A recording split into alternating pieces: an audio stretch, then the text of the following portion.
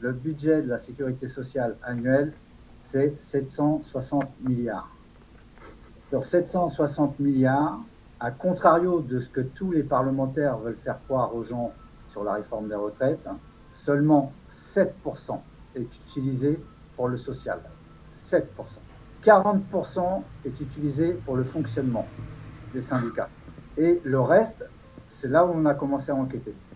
Un parlementaire a même ouvert une enquête il y a une quinzaine d'années sur le sujet, et il a été lui-même menacé de poursuites pénales et a reçu des menaces verbales, physiques, s'il n'arrêtait pas ses enquêtes. Voilà. Et son rapport a été enterré pour une durée de 25 ans en secret défense, interdit de publication.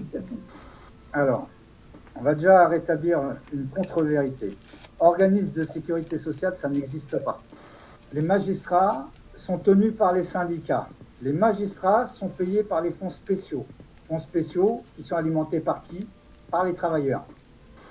Aujourd'hui, les syndicats en France ont pris le pouvoir dans tous les corps, que ce soit la justice, l'État, l'administration, l'EDF, l'eau. Ils ont pris le pouvoir partout. Et ils sont membres d'une organisation un peu occulte basée en Suisse qui s'appelle l'AISS, qui est un groupe syndical qui veut imposer partout dans le monde ce que moi j'appelle la plus grosse pyramide de Ponzi, à la Madoff. Écoutez tous bien, le système par répartition, le mot répartition est une escroquerie puisqu'en fait nous sommes dans un système pyramidal financier.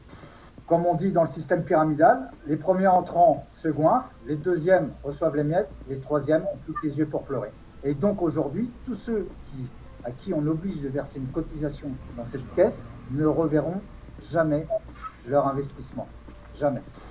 Donc l'État, il s'est arrangé avec les syndicats en disant, voilà, vous me montez les caisses, quand j'ai besoin, vous me donnez un petit peu et je ferme les yeux.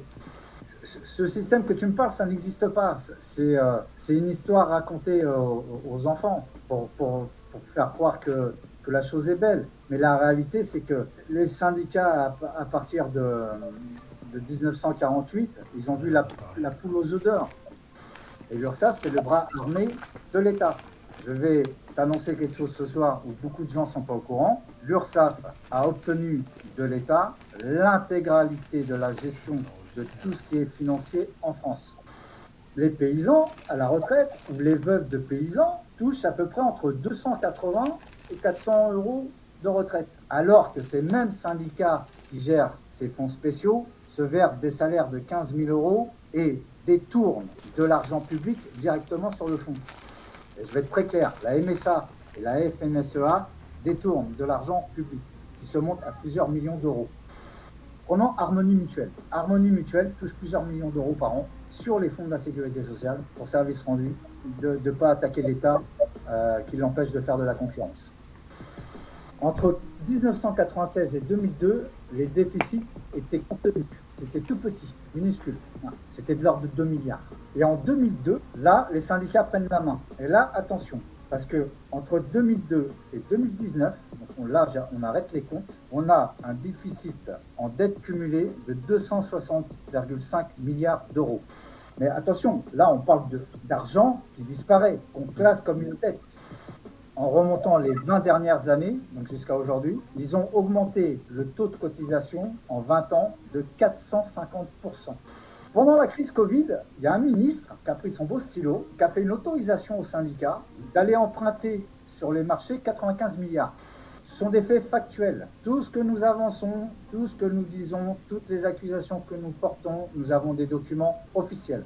7 ou 8 groupes de syndicats ont pris 40 milliards dans la caisse et ont été l'investir aux États-Unis dans les fonds de pension avec la banque HSBC qui vient d'être condamnée d'ailleurs pour détournement de fonds publics. Mais c'est pas tout. On a remonté l'argent dans les paradis fiscaux par l'intermédiaire de la Banque nationale espagnole. Ce que je suis en train de vous expliquer là maintenant, en fait, c'est que le trou de la Sécu, il existe, mais non pas parce qu'il y a un problème démographique, genre il y aurait plus qu'un cotisant pour 3 retraités. Alors, je t'annonce que ce syndicat, avec l'argent de la sécurité sociale, se montre des sociétés privées, comme des sociétés de crédit, des sociétés immobilières, des sociétés de participation, où ils se font plein de pognon avec. Ils achètent des biens immobiliers, Dedans, tu as comme actionnaire le Crédit Lyonnais et tu as, attention, ouvrez bien vos oreilles, le ministère de la Santé. Ils représentent que 3% de la population. Si j'applique la loi, tous les syndicats doivent être dissous car ils ne répondent pas aux critères de représentation. Et ils ne répondent pas non plus aux critères de transparence au niveau financier, puisque les syndicats interdisent l'accès à leurs comptes, puisque quand la justice a voulu regarder pendant l'enquête Perruchot les comptes des syndicats, les archives ont pris feu. Mais ils ont été bien condamnés par la Cour des comptes pour avoir volé des chèques de cotisants. C'est-à-dire que les gens payaient et au lieu que ça aille dans la caisse, les syndicats se les mettaient dans les poches. L'École nationale de la sécurité sociale s'appelle EN3S. C'est une institution publique. Elle est enregistrée au journal officiel de la République. Son directeur est nommé par le président de la République. Comment une institution nationale publique peut être actionnaire et gestionnaire d'une organisation syndicale basée en Suisse pour aller vendre sur toute la planète le système de pyramide de Ponzi sécurité sociale. Qu'entre 1983 et 2004, il n'existait aucune loi pour les professions libérales qui autorisait une société privée à venir fonctionner des cotisations. Ça veut dire qu'aujourd'hui, je t'annonce que pendant plus de 10 ans, les gens sont en droit de faire ce qu'on appelle une répétition de l'indu. C'est-à-dire que pendant plus de 10 ans, l'État, enfin les syndicats et l'État prient de l'argent sans y être autorisés par la loi. Le closet shop, c'est un système organisé associatif qui, en traduction française, veut dire magasin fermé. Donc le principe qui est interdit en droit international, c'est que tu n'as pas le droit de conditionner l'accès au travail par l'obligation d'adhérer à un syndicat ou à une association. Or, aujourd'hui, en France, énormément de professions, s'ils veulent avoir le droit de travailler, ils doivent payer les syndicats. Les centres de formation professionnelle, les CFP, ont été montés en accord avec les syndicats et l'État pour faire ce qu'on appelle du blanchiment d'argent. Par exemple, il y a 80 000 associations professionnelles, de formation professionnelle. Sur 80 000, il y en a 30 000 qui n'exercent aucune profession, qui ne font rien. Ils captent de l'argent. Et en tout, on a calculé, il y a 40 millions détournés par an. L'État a été très emmerdé parce qu'ils ont étouffé ça à mort. Ils ont menacé Perruchot de poursuites pénales. Le président du Sénat, qui a menacé un parlementaire de poursuivre au pénal s'il disait quelque chose. Tu as des conjoints d'agents de l'URSSAF qui ne travaillaient pas, qui restaient à la maison, qui touchaient des enveloppes noires de la CGT. Ou alors tu avais des agents de l'URSSAF qui touchaient aussi des enveloppes noires ou qui avaient des doubles fonctions alors qu'ils ne travaillaient pas. Et on remonte plein de trucs comme ça. Ils ont acheté des biens immobiliers à plusieurs centaines de milliers d'euros, mais on ne sait pas d'où vient l'argent. Parce que si je te dis qu'il y a 30% de syndiqués dans la magistrature, 30% c'est énorme. En fait, non, c'est 3% de la population. Et dans le public, c'est 7%. Donc en fait, ils ne représentent rien du tout. Et en fait, les syndicats ne devraient même pas exister.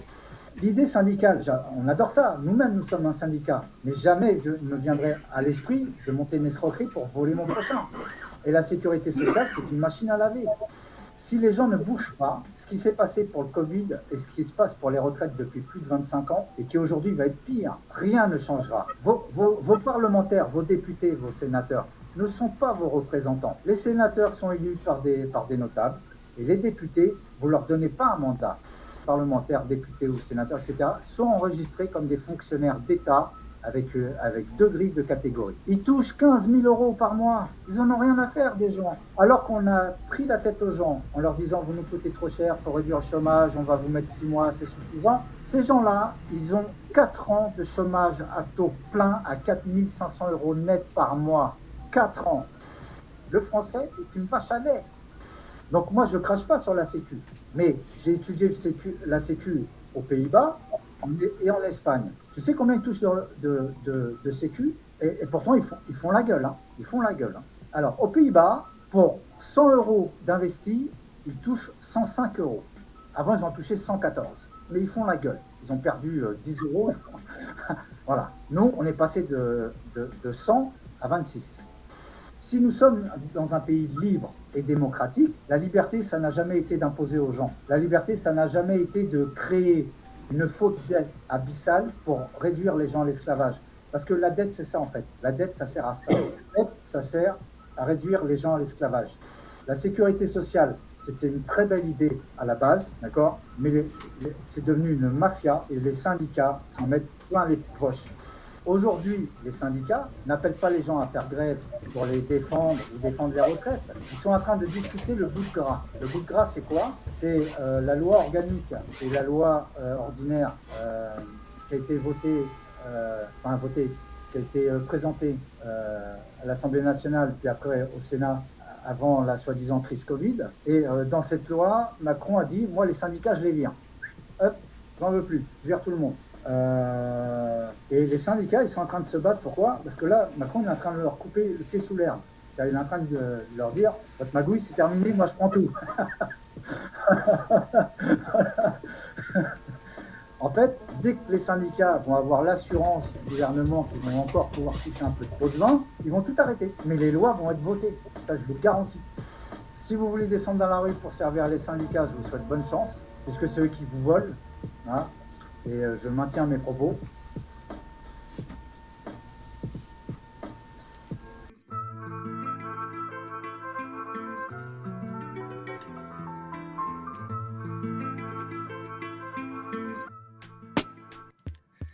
Salut la famille, c'est Akina sur le Front Médiatique et nous sommes le vendredi 10 février 2023 et je suis très heureux de vous retrouver pour un nouvel épisode de la série Lanceurs d'alerte.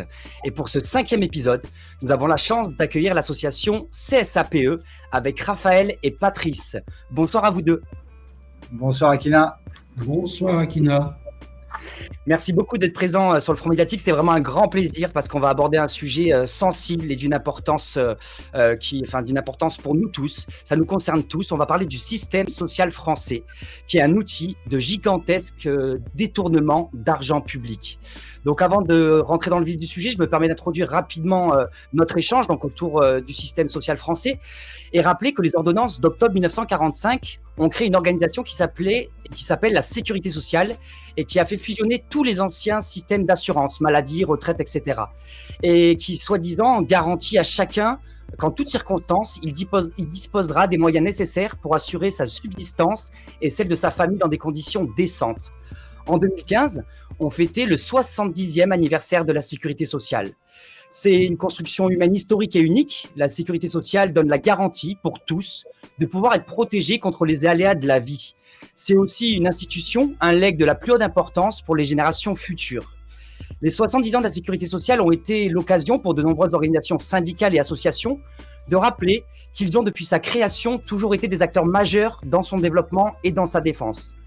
J'ai longtemps adhéré et cru, comme tant de Français, à cet idéal commun de solidarité, où chacun donne en fonction de ce qu'il peut et reçoit en fonction de ses besoins.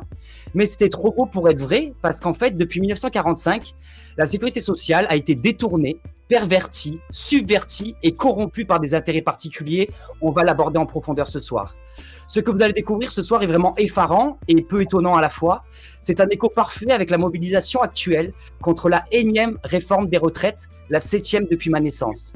Et grâce à vous et l'association CSAPE et ses représentants, donc ce soir, vous, Patrice et Raphaël, qui êtes donc président et directeur juridique, nous allons découvrir ensemble comment le système social français, si beau dans ses idéaux initiaux, est devenu en fait une nébuleuse gigantesque de détournement d'argent public. Merci à vous de faire confiance au Front Médiatique pour aborder ce sujet qui n'a pas forcément encore été abordé, en tout cas à ma connaissance, sur la toile. Et donc, avant de rentrer dans le vif du sujet, aujourd'hui, sur donc, le système social français, pouvez-vous vous présenter chacun à tour de rôle et aussi présenter le CSAPE, dont vous êtes le président et le directeur juridique. Patrice, si vous voulez commencer, je vous en prie.